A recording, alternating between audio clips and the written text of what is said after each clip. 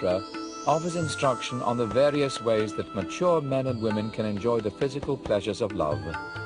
The Kama Sutra has become a famous or even infamous sex manual.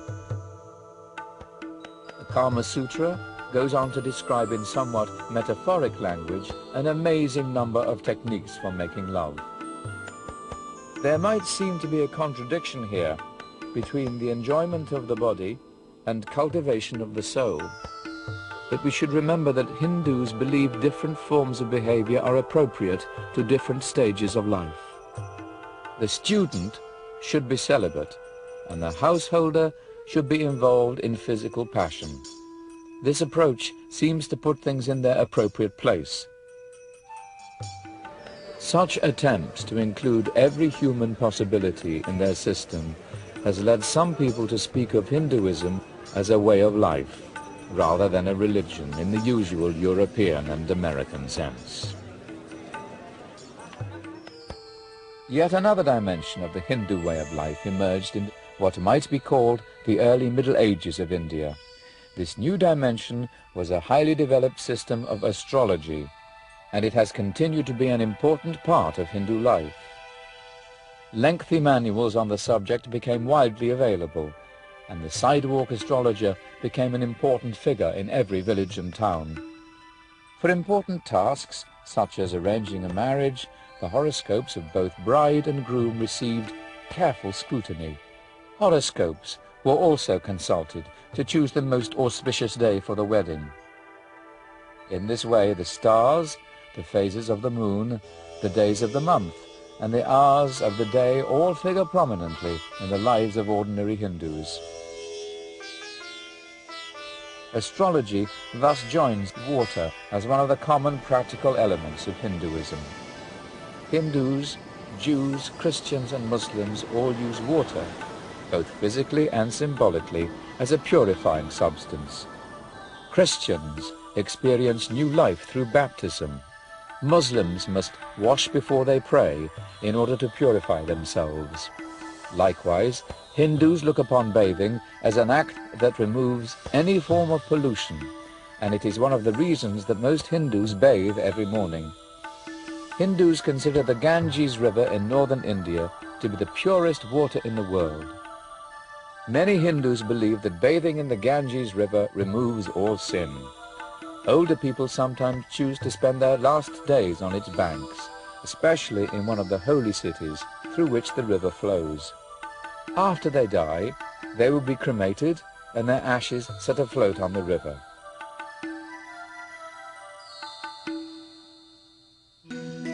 During the 4th and 5th centuries CE, Hinduism re-emerged as the dominant religion of India after overcoming the challenges by Buddhism and Jainism. The many thousands of grand temples built in the period were only the most obvious symbols of the Hindu Renaissance. Ellora, located in central India near the city of Aurangabad, features a number of caves which have been extended and decorated by generations of stone carvers. But the most impressive of the monuments at Ellora is the 8th century Kailasana temple, which was dedicated to Shiva. In building temples, the iconography, that is the visual symbolism of religious statuary, became very important.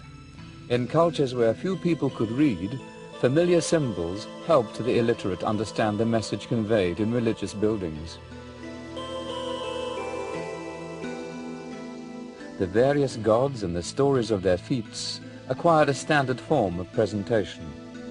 For example, Shiva was sometimes portrayed as dancing. The religious idea here is that Shiva's dance keeps the universe in motion. Another image of Shiva is that of the Mahayogi, the cosmic meditator. These images present Shiva sitting in the lotus position, his eyes nearly shut and focused on the tip of his nose. Like other wandering holy men, Shiva sits on the skin of an animal. His hair is piled high on his head, and from it the sacred Ganges is said to flow.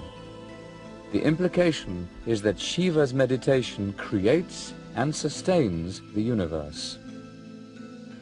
Images of the Hindu gods are housed in temples, and they are treated as though they were persons. The images are worshipped through prayers and offerings of food. They are frequently bathed and given fresh clothing. Jews, Christians, and Muslims tend to think of worshipping images as idolatry. But Hindus know that God exists in a spiritual way and cannot be limited to a painting or a statue. Though they display great regard for the images themselves, Hindus actually worship what the images represent. You see, in the Hindu way of looking at things, there's one God that appears in many ways. And the deities are crystallizations of these principles. It's the same universal consciousness in each deity, but it's a different nature of God or a different flavor of God that the deity represents. And for instance, the aspect of God that removes all obstacles, that's personified as Ganesh. But underneath is the same omnipotent consciousness. When Hindu devotees go to a particular temple, they perform the rituals of puja, that is, worship involving an offering of food and prayers to the image of the god. The deity is believed to absorb the essence of the food or cloth offered to it. Hindu worshippers gain spiritual merit by making offerings to the god. They also gain a reputation as sacrificers, which enhances their standing in society. Yet puja at a temple is a comparatively rare event in the lives of most ordinary Hindus, who offer a daily puja to a small shrine in their own houses.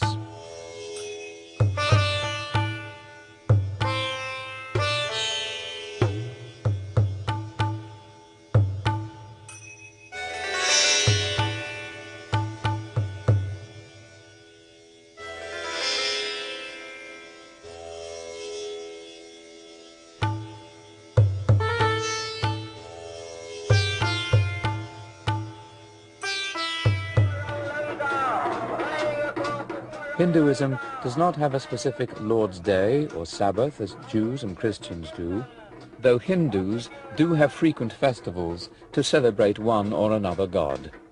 One of the most famous of these festivals is the Ram Lila, or the drama of Ram, which is especially popular in North India.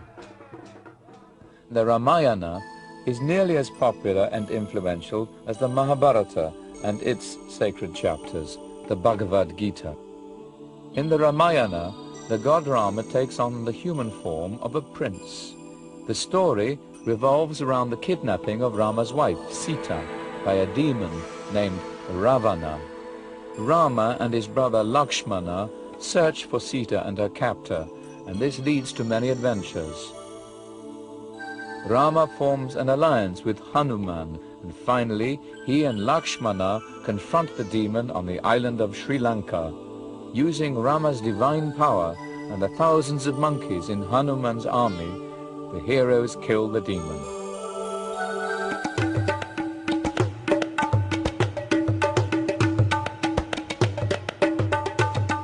During Ram Lila, neighborhood associations sponsor a series of activities stretching over a week.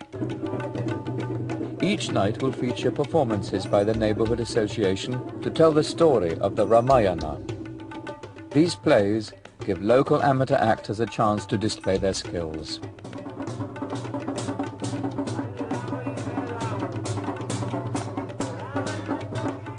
The neighborhood association will also build a huge papier-mâché image of the demon Ravana.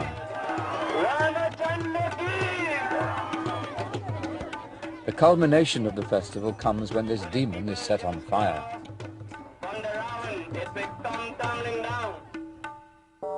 In the 11th century of the Common Era, a number of external and internal forces in India worked to shape Hinduism into its modern form.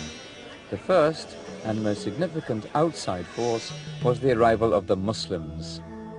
Muslims from Central Asia and Afghanistan would have the greatest impact on Indian life. The Sultan Mahmud, the 10th and 11th century ruler of Ghazna in what is now called Afghanistan, ordered the first major Muslim invasions through the Khyber Pass.